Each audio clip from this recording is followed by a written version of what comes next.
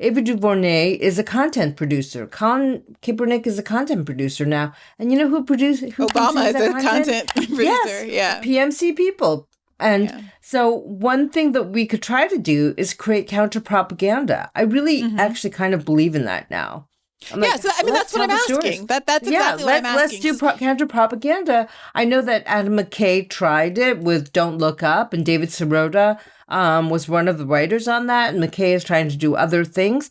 In the end, though, it's just content. And I think we need to get to But policy. what's the line between counter propaganda and content? What was it about Don't Look Up that you found to be closer to content than counter propaganda?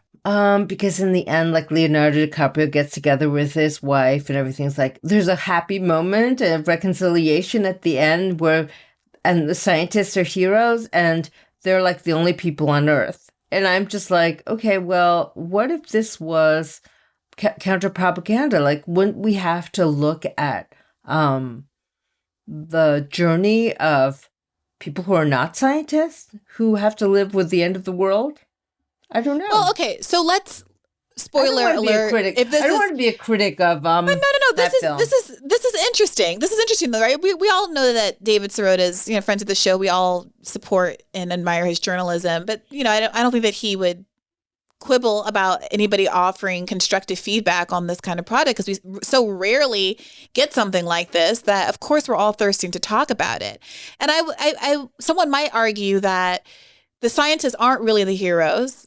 For most of the arc of the movie, Leonardo DiCaprio's character gets caught up in fame and consumption and ends up betraying his wife. And it takes a kind of a wake-up call in the, final act for him to realize that he has been led astray, and that we do in that really poignant final scene as the end of the world approaches, get the perspective of non-scientists through the eyes of his wife and his family and the other people in their orbit. The Timothy Chalamet character, who's a young skateboardy kind of street kid that becomes entangled with. That was so absurd to me, but okay, I have my own thing beef with Chalamet. I call him Timothée, okay? He's French. Timothée. Can we just pronounce his name in the French way? Timothée Chalamet.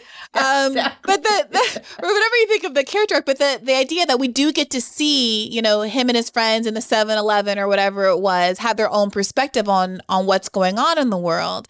And I don't know if you're arguing, if what you're saying is that something that's counter-propagandistic can't have entertainment value.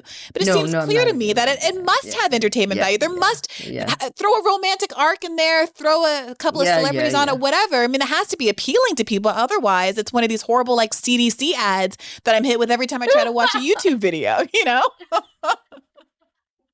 Right. That's like really bad propaganda. Okay. Yeah. I mean, entertainment is really, really important. Young people aren't even really watching feature-length films, though. Maybe could we create counter propaganda on TikTok? We could, and I think we should. And if listeners want to go ahead and clip bad faith content on TikTok, I think that would be a really wonderful thing. Amazing. I'm too old. I'm dabbled. I'm older than you, so I'm too old. I mean, couldn't figure it out. No. Yeah. One thing that I did do during lockdown was I read the Vasily Grossman 900-page novel called Stalingrad about the siege of Stalingrad, and that is propaganda. Like the Cold War world would dismiss it, but it is one of the most amazing 20th century novels.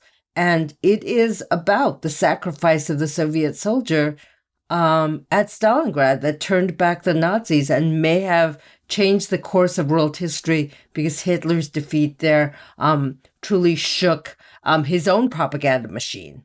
And he does individualize that story as well by opening with a worker who's been called up to the Red Army, and that worker, Vasilov, sacrifices his life at Stalingrad railway station. And it's one of the soldiers. I'm going to cry now, but because I'm just a nerd about things like this. But it's like that kind of epic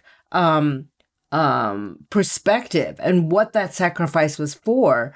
I hope we can, on the left, like revive some of that feeling. Like the people who died in the strikes in the 19th and early 20th century so that we could work 40 hours a week. those are people we should celebrate. Like, those are nameless people we should be celebrating. Yeah, I mean, I think about this a lot. I mean, a 900-page novel is like pretty much the opposite of a TikTok. But Thank you for pointing out under. Thanks. Yes, and I'm just about the opposite of a TikToker. But look, I do think that we have to make this kind of content in different kinds of forms to meet different kinds of needs and different kind of consumption habits. But I think it is, like, I understand why it's frustrating to feel like everything has to be through the lens of consumption, but also that's what it is. Like, I if you present me with the alternative project of what we should be doing, that's fine. But all I see is the right mobilizing all of these media spheres to their advantage. The left sits around and complains about it. Yeah. And then there's this way that when you offer an opportunity to do the same thing, the left will shit on its own efforts. I mean, like, the Gravel gang is out there doing the Lord's work, trying to put these videos out, counter programming to PragerU. We have obviously all of these podcasts and whatever you make of it all. But the left crows and crows about, the broad left, liberals crow and crow about how Hollywood is on our side and we're the ones who have Jon Stewart and we can do comedy that's pithy and great, and right-wing comedy is so stupid and basic.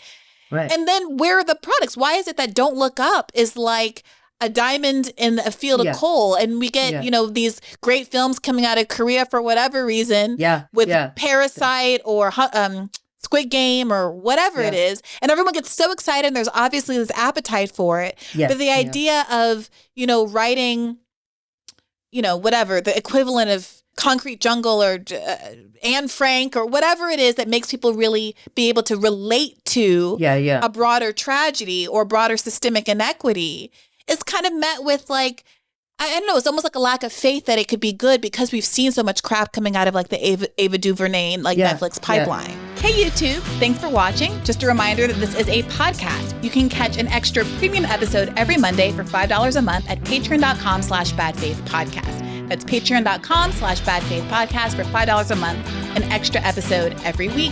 Additionally, please do consider liking this video, subscribing to this channel. It helps us out. It helps independent media beat the algorithm. We appreciate you. And as always, keep the faith.